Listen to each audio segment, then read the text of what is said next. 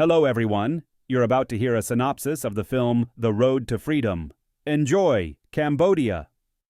14-year-old Chakra lugs heavy sacks on his back while his peers return from school. Now the boy needs to sow the rice field, and just nearby, his older brother is swimming in the river. The whole family has gathered for lunch. Chakra, tired, is the last to sit down at the table. Tomorrow you'll go to Sakun's and spread fertilizer. Let him go to hell. I said you. The middle son works the hardest. Meanwhile, the eldest is slacking off and doesn't care about anything. Chakra feels like a slave. For his hard work, he receives only a small portion of rice. Why he was born is unclear.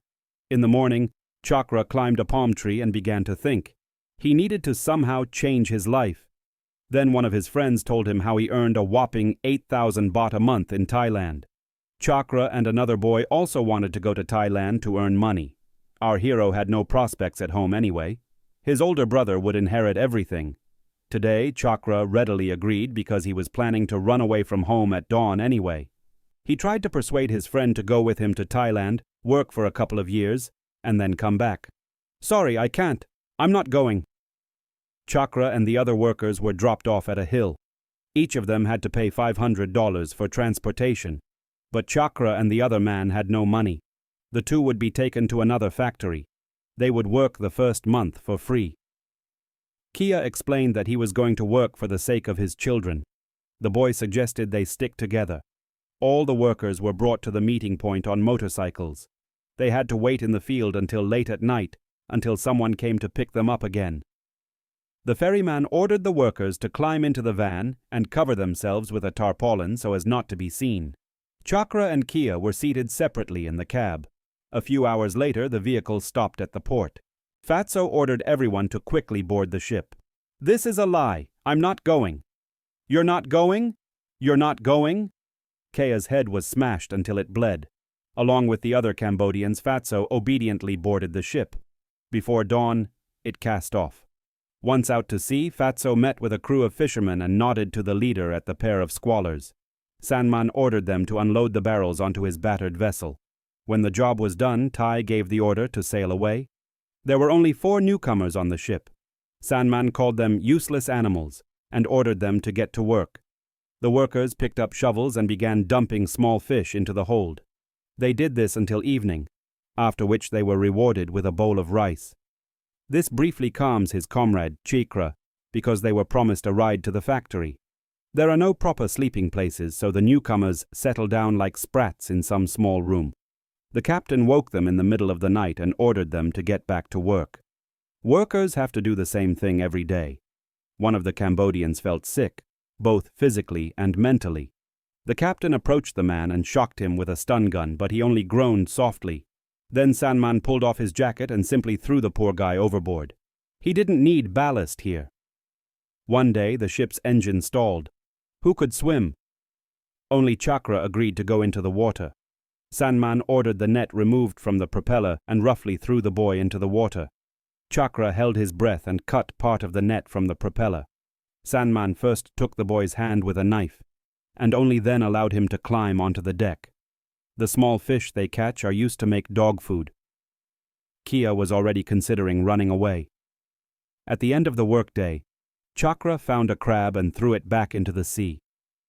At least he'd be free. Day after day passed. One day, the ship docked.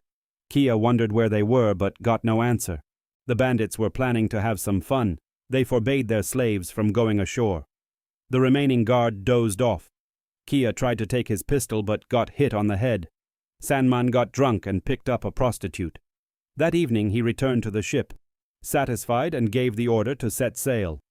At the last moment, one of the slaves jumped into the water. At first, no one noticed, but then Sanman suddenly ordered the engine to be turned off. The man tried to swim away, holding on to a plastic canister. They quickly caught him and dragged him onto the ship, only to wrap him in a chain with a stone tied to it and throw him back into the water. The man sank to the bottom amid the laughter and jokes of his executioners. After this incident, Kea completely despaired. Do you think they'll let you go if you're obedient? We'll die. You're already dead. And I'm dead. This is a sea of the dead. Work, work, until you die. Kia constantly repeats. Chakra had barely learned to speak Thai and asked when they would work off their debt. Sanman offered the boy to stay.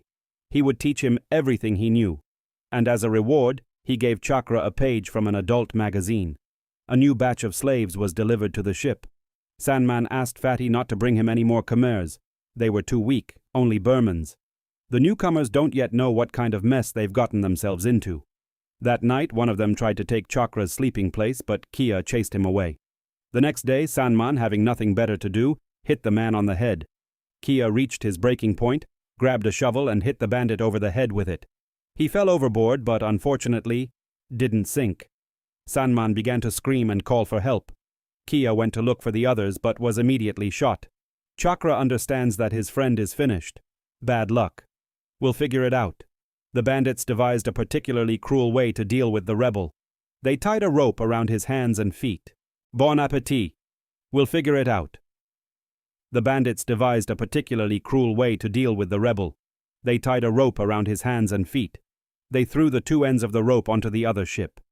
Kia begged the boy to help him until Sanman threw him into the water. The leader ordered Chakra to climb into the wheelhouse and push the lever forward with his own hand. A few seconds later, Kia was torn in half. You're a man now. That same night, Chakra was finally driven from his berth. Now there's no one to stand up for him. Every time the kid finds a big fish, he takes it to the bandits. Sanman is pleased with his student. In his opinion, only the young survive in the sea. The newcomer saw the kid being given a piece of fish, so he took his portion of rice that evening. He'd already eaten his share, he supposed. Romeli understood what was going on. So next time he stunned the fish himself and took it to the boss. He plans to become Sanman's new favorite and earn privileges. That night, Romeli needed to take a shit. He grabbed the rope and dangled his butt over the water. Chakra jumped up and knocked the guy out with a blow to the head. That's how he drowned his rival in the sea. After all, the main goal here is survival. In the morning, Sanman held a gun to his head, but Chakra didn't even flinch. Suddenly, the bandit felt uneasy under Chakra's cold gaze. At that moment, the guy began planning his revenge, and no one dared touch him again. Chakra dreamed of his native land. For some reason, his best friend roughly pushed him to the ground. His father didn't recognize him at all. He felt like a stranger at home now. At the end of the nightmare, Sanman caught up with him. One of the bandits needed to leave the wheelhouse.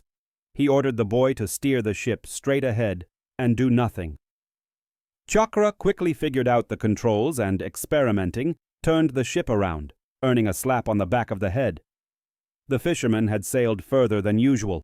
There were plenty of fish here and no competition. While working, Chakra saw a corpse floating past. A sea of the dead.